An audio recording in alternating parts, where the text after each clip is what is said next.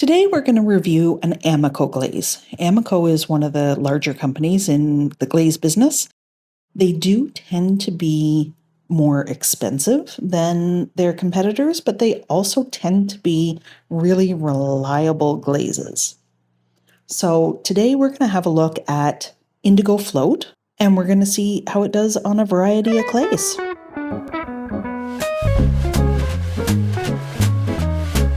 It is a cone 5 to 6 glaze.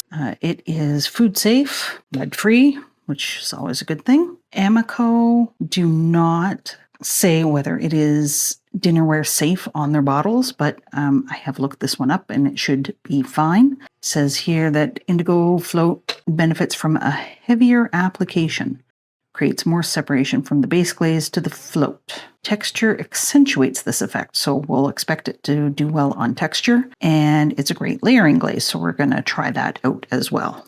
This is a brand new bottle, so we still have the tape from the shipping. I am going to test Indigo Float on a white clay. I actually don't know if this is stoneware or if it is porcelain. It's been sitting around for a while, so it's white though, either way. So we'll give that a try. I have some of the buff speckle clay from Pottery Supply House. All of my clays are from Pottery Supply House. This has lots of texture on it, so it'll be a good test for their suggestion that you put it on texture. We'll try a flat red test tile as well. We'll see how it does on flat surfaces. And again, this has texture on it. I'm also going to try Indigo Float in combination with Mayco's Passionflower, which is a fun glaze. I have used this before, and I'm just going to do it on a porcelain test tile because I don't have a whole lot of extra pots lying around. Just to throw something really wild at you, we're going to try to layer Spectrum Sangria on top of Indigo Float on another porcelain test tile. This is a reddish pink glaze, so totally different, and it'll be an experiment. We'll see what happens. Okay, for my white stoneware cup, I am going to pour it inside. It's much easier, much faster, and it generally works pretty well.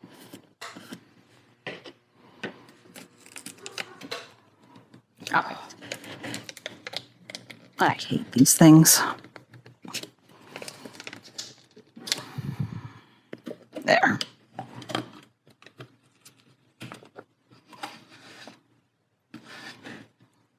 So if you saw my Blue Surf review, you know that pouring is sometimes a little bit messy.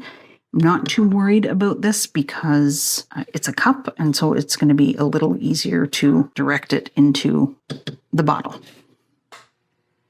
Famous last words.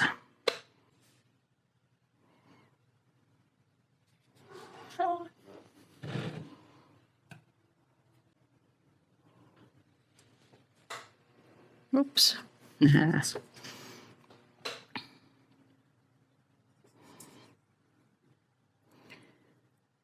The thing about pouring it is that you do have to be a little patient after the pour.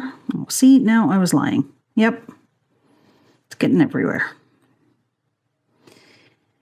You have to be patient because if it doesn't kind of run out, then you can get too much on the inside.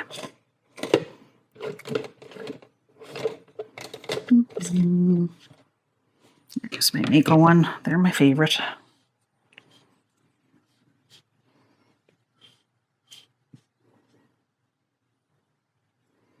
That's a nice thick coat. So if Indigo Float likes to be thick, this should do the trick.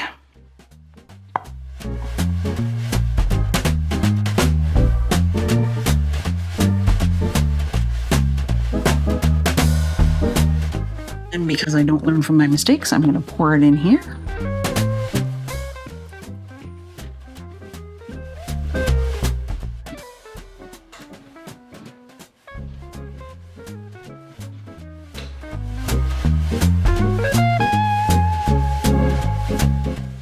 That's better.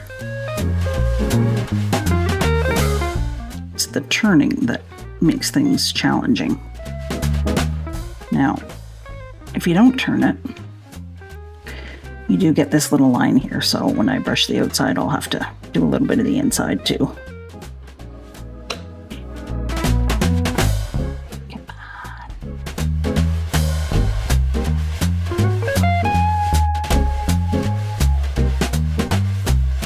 It's always fun trying to get the paintbrush into textured items like this. Usually, I have found that the floating glazes are pretty forgiving when it comes to varied application.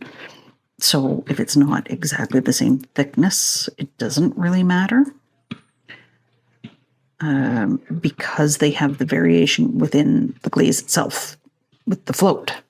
So we'll see, but I would expect that to be the case here as well.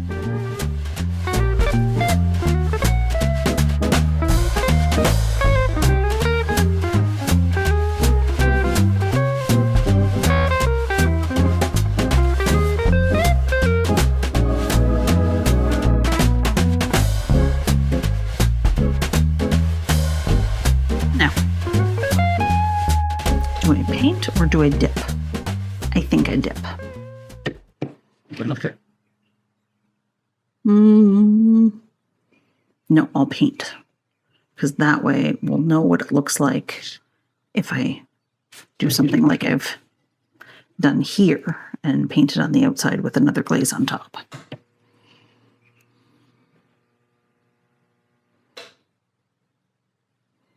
And again, this is a porcelain test tile. I've got another video of me making these. Check that out if you'd like to see how to make test tiles.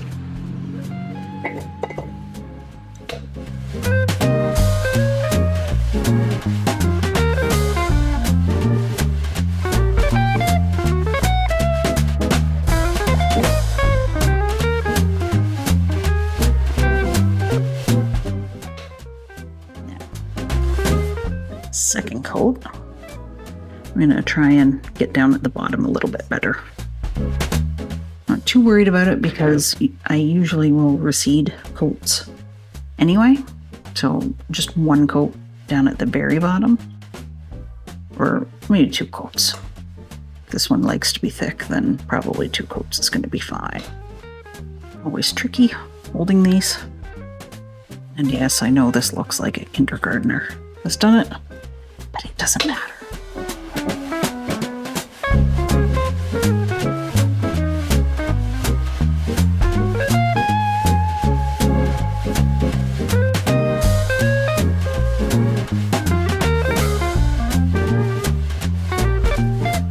So I forgot my own rules, which is if you do the first coat side to side, then you do the second coat vertical to vary the brush strokes. So there we go.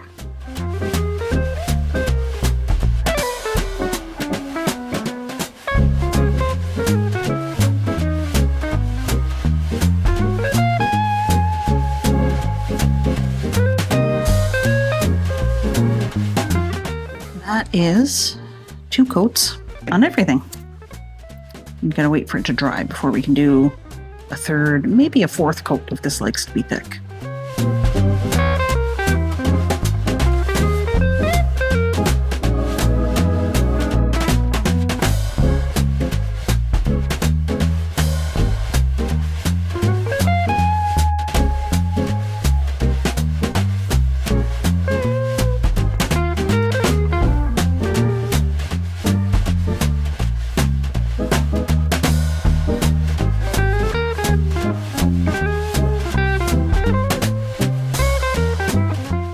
I'm gonna have to wipe around the bottom of that. I don't think I did a very good job there. All right, 3 coats. Should we do 4? Do we think we want 4 coats?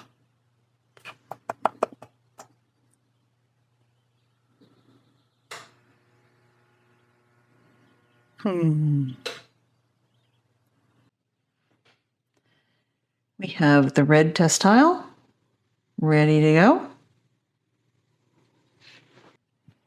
And the buff. This one, I don't know. We're going to see. It has still some really weird bubbles there.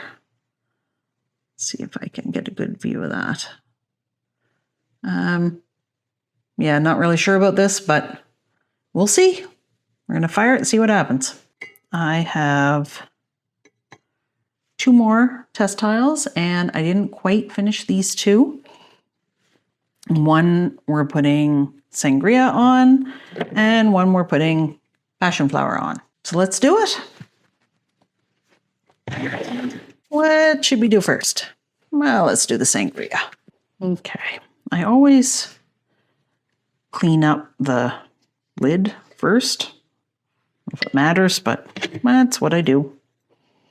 So I'm going to go, I think, halfway down these test tiles with the other color, because that will tell us, it'll tell us how it looks when it's layered, and then it will also tell us if the other glaze, the Indigo Float, stops any running or not. Passionflower. Now, Passionflower has lots of chunks in it. I started to do just Passionflower on this red test tile, so you can see the chunks. So that's always an interesting thing to try and brush. And I could, maybe should, put it out onto a plate, as Mayco suggests, to get an even distribution of crystals. But we're down at the bottom here, so there's a ton of crystals in there. So I'm not going to have any shortage of crystals. We might actually have too much. But these ones, it's always kind of more like dabbing it on than painting it because of those crystals.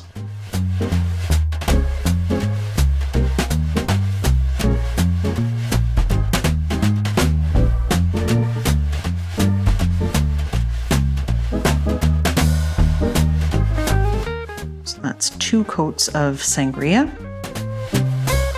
It has been my experience with spectrum glazes that often 2 coats is enough. And they must have more pigment in them compared to the water amount than some of the other commercial glazes. So what I'm going to do is I'm going to let this dry, and then I'm going to put a 3rd coat just on the very top here. We have Indigo Float on Buff Speckle, on some kind of white cup,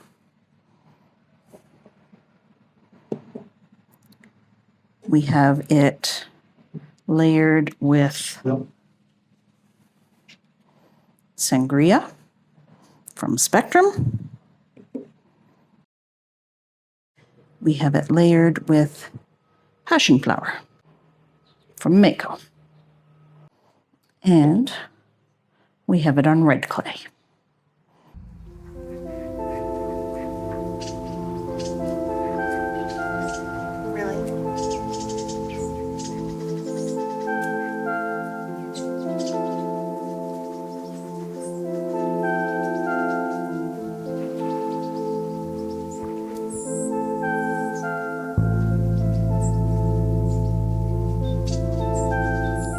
You took my spot.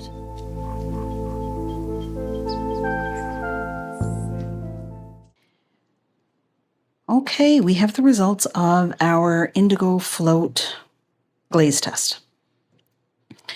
Pretty consistent results.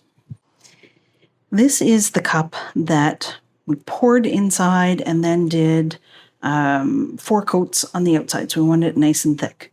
And this has worked really well. It's a beautiful, I wouldn't call it indigo, I would call it almost a periwinkle. There's a purplish tone in this. And the inside did well. No pitting, no pinholing. There is one little crawl there, but I suspect that's because I had something on the dish, piece of wax or something like that. That's what that looks like. Along the edge, you can see, if I bring it closer, along the edge you can see that it kind of goes a little bit green, and we're going to see more of that later. But overall, a beautiful result on this cup. It's really difficult to get these on camera clearly because they are so reflective, but you'll have to take my word for it that this is a beautiful periwinkle color. A little purpley, a little bluey, and just a touch of green there on the bottom. Next test tile we have is it's on our speckled clay.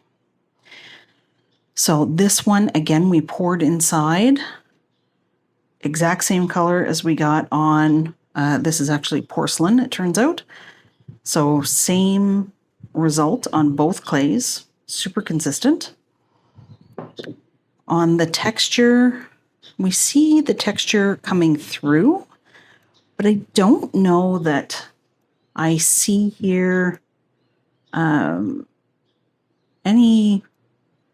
kind of especially awesome floating effect. Maybe here a little bit, you can see a little bit of the float there. So I mean, it's nice on texture, but it's not really magical, I don't think, but certainly a lovely, consistent result there.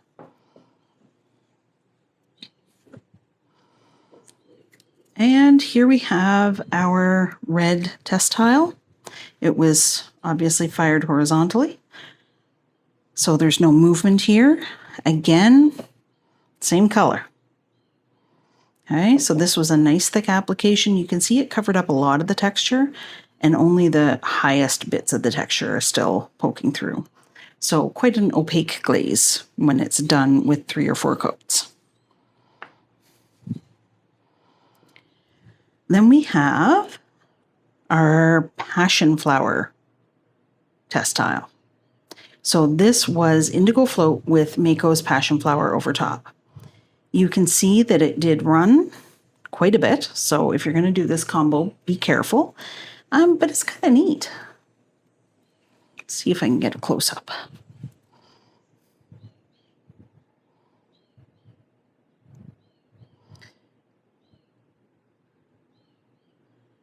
Got lots of variation there. The purple mostly disappeared, but it did leave like lots of variation as it ran. So an interesting result.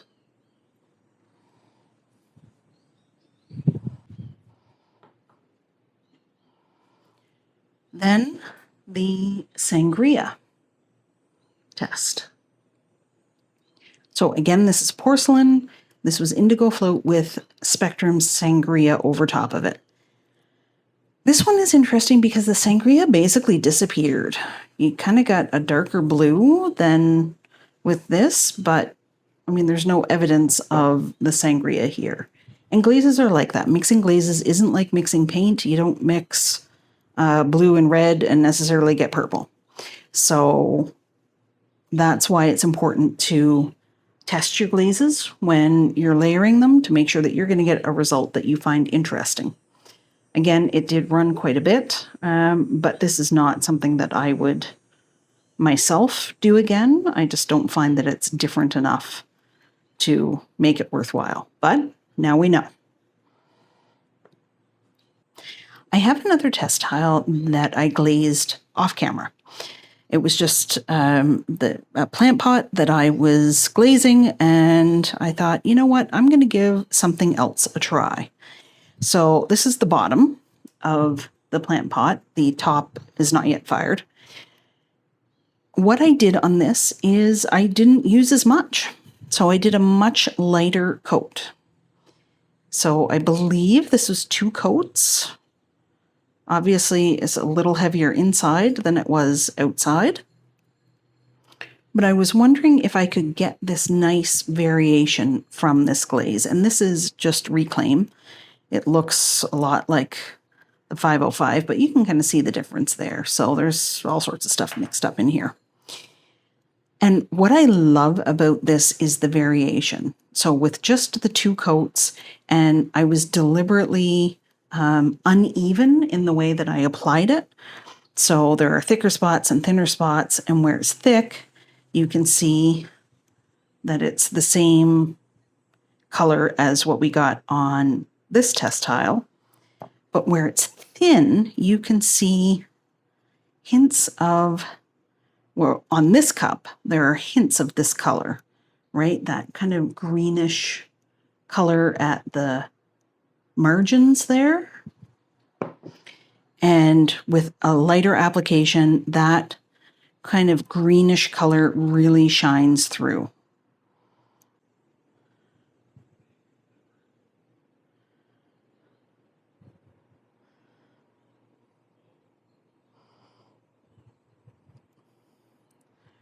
So myself, personally, this is my favorite. I like this variation in the glaze. This is beautiful, and I would do this and be happy with this. But this variation creates a really interesting surface that I like a lot. So there you have it, the results of our Indigo Float test. And it performed beautifully everywhere. And it just comes down to your own sense of aesthetics and what you find preferable, which one of these options you might want to go with. If you put lighter coats on, then you get more variation with some of the periwinkle and some of the green. With a nice solid application, like this poured interior, you get a solid periwinkle blue, which I think is quite pretty as well. Layered with Mayco's Passionflower, you get some interesting variation. And layered with Spectrum Sangria, not so much.